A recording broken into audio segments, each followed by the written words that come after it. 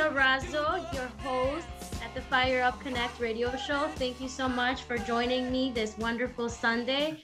Here in Chicago is a little gloomy. I am assuming that in California it's amazing, so I'm a little jealous, but the weather is amazing. So today I have a wonderful speaker, but before we get to her, I want to let you know that I am Martha Razo. I am the CEO of Solix Business Services. So just to get to the point, what do? I go into a company and I use the company's number to scale up their business. I grow businesses' profits and I grow their sales. How? Well, I have a technique that I use using data-driven techniques to grow companies. So today's focus on our show is to discuss how we can use financing as a strategy to make a successful business. And today with me, I have my guest, Tammy Scarlett. Thank you so much for joining me. So just a few words on who Tammy Scarlett is. She is a business and energetics mentor to high-level entrepreneurs with businesses in finance, media agency, a global humanitarian effort. She is AVP of Mortgage Lending for Guarantee Rate on a top 1% US team and serves as an executive director of Unify the World 501c3. This is a global non-for-profit of world peace, which seeks to unify the good by facilitating engagement of individuals in global unity, events, meditations, and by participating in solutions in the world's most pressing challenges. There is a lot to her, but let me get to the bottom of her biography here. After spending several years, she has contributed to local groups such as Evolve Her, Fem City, Women Belong and Give Back Homes, volunteers her time for organizations such as St. Jude's and Executive Experience, as well as handing up the real estate per consulting group of women called Rise, focusing on business strategy, leadership in the industry, and giving back to the community. She also founded Y Loto's Global Initiative, a blueprint for healing the world, and has served as the facilitator of Hive Global Leaders.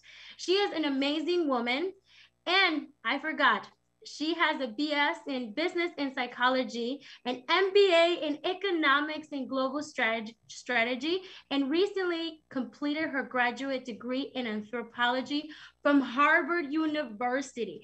I mean, you have an intelligent woman here sitting in front of me. She worked for over 10 years as a mortgage broker of an all-woman company in Pacific Northwest, serving on the state and local board, heading up local humanitarian efforts, and offering her financial foundations for life curriculum as free education to the community. I am so happy she's here, and you can hear why I have Tammy here. Tammy, welcome to Fire Up Connect radio show with us. Marta, thank you so much for having me. It's a real honor. I love what you do and how active you are in the community, and I'm super excited that we get to share this time together here today. So let's get started. I want to start with why should businesses seek financing? Why is that so important for the business owner's success and the success of the business? Yeah, I mean, a lot of times when I started working in Chicago in real estate finance, which is my area of finance specialty with the Joel Schaub team, that was primarily a lot of times people would come to me because of my coaching background. So they would know that I would be able to kind of nurture them through whatever the experiences that they were working on, or maybe have some business advice. And I really see financing, whether it's mortgage financing or any type of financing that you're doing, as a tool that you can leverage when the time is right for whatever your desired outcome is. So we're always looking at things in terms of what's the big picture outcomes that you're desiring to create as realities in your life, and then how are you going to get there? And sometimes financing is the right tool. You mentioned when is the right time. So when is the right time to finance and ask for loans? Well, I think in terms of businesses, it's always a good idea as a business to have a line of credit. And I'm not the expert in that particular arena as far as how to access the credit. I know that there are a lot of good reputable places out there. You can build up your business score if you have at least an LLC beyond a sole proprietorship and begin to access lines of credit. I think it's important to in a business sense to have lines of credit available to you, because those are in an LLC or higher situation for a business setup. Those are available to you, and then you don't you're not personally attached to those, and they're available for your business if needed. Now, on the mortgage side of things, if you are looking at having a line of credit in the mortgage sense, well, then that's a whole different ball game, because now that's going to be attached or securitized against something that you own, in this case, your house, right? So I think it has to be taken a little more seriously, or at least you have to need to leverage it in that way, versus just line of credit for business, which doesn't necessarily have to be leveraged, and you can just kind of save it for a rainy day. So actually, I was going to ask you this question personally, but now that we're here live, I think this question is probably many business owners might have. So what if I want to buy a property, but I'm not sure that I'm going to use the money for the property? Should I go for a mortgage or a line of credit? Which one would you suggest in this case? But I'm not sure I'm going to get the property. Got you. Yeah. Well, so in real estate,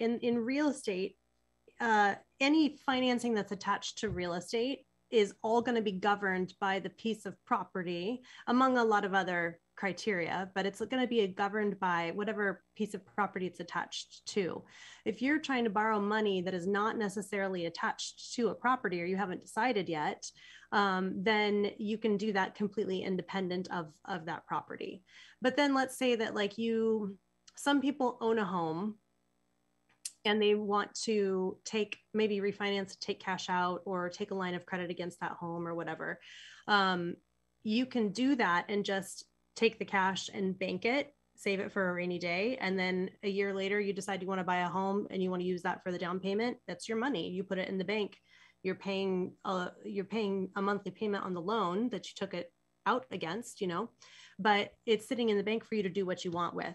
Versus if you say, hey, I need to borrow money for a down payment, that's a whole different ballgame, because when you're going to go buy a home, then the bank wants to see that you already have the down payment money, not that you're borrowing the down payment money.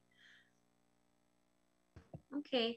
Well, to the listeners, and also correct me if I'm wrong, I've heard that the right time to really ask for money is when you don't need it. When your financials look good. So yeah. I was confused when they told me that. I'm like, wait, but I don't need the money.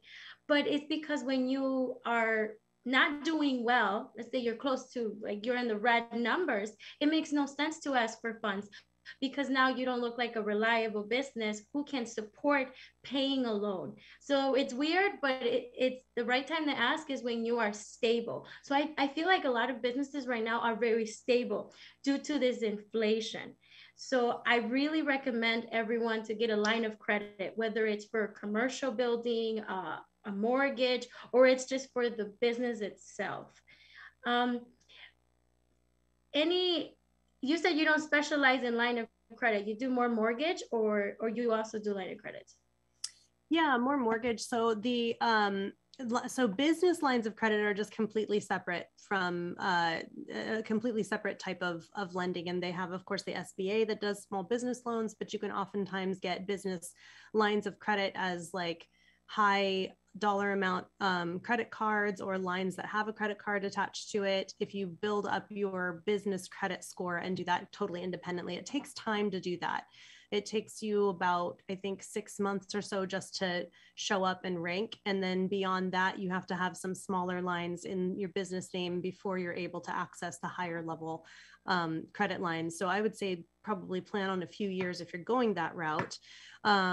But it is a really smart thing to do. But to your point, if you wait until you're in distress and then you try to apply for money, the bank's job is to, no matter what kind of lending it is, any type of money that somebody's going to lend you, the bank's job is to assess the probability of repayment. So if you're showing a history where, like you're saying, things are in the red, well, how are they going to gauge the probability of repayment? They're going to look at that and say, oh, well, it doesn't look like we know for sure that they're going to be able to repay that anytime soon. But if you have a couple of years of everything's in the black and it's looking good, then yeah, that's the time where they're like, oh, okay, this probability of repayment looks good, and they can stick it on there.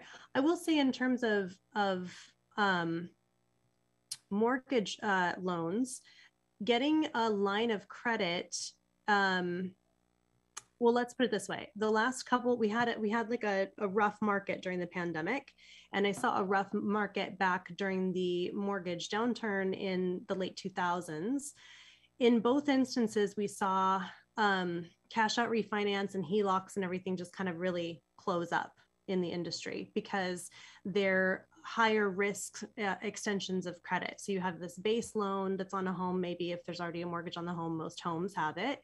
Then on top of that, you're going to ask for some additional money to be lent against this home. So this one up here is higher risk than this one down here. And so the higher risk loans kind of take a back seat when that happens. So what you would see in the market in the downturn in the late 2000s was people would have a line of credit against their home that they had never used, just sitting there waiting to be used. And then they would go and try to use it when the market was tough, only to find out it had been closed on them, because the bank doesn't actually have an obligation to keep those open. They can open it and they can close it at will. So if you're looking to access funds that you actually want to be sitting in an account for the rainy day, then the way to do that is the cash out refinance. Take the cash out, stick it in the bank, try to put it in a high yield account that's giving you more interest than what you're paying on it. And then that can be, a backup for you if you need to utilize lending. A financial planner will tell you that's not the best way to utilize your finances, because they want you to just stash that money away and put it in a high yield without having to pull it from a loan. But that's just to let you know, cash out refinance versus HELOC. HELOC, yeah, you don't have to use it. And so you wouldn't be making a payment on it until you do, but you cannot count on it being there. So those are just important things to know. Cash out refinance, you said that's the name? That's if you refinance the loan that's already existing on a home and take cash out against the equity. Okay, well, listeners, are you hearing this? We're going to go on a commercial break, but keep this in mind, because I want to elaborate a little bit more on that, because this is important information. Because what if we have a rainy day and we don't have access to this money?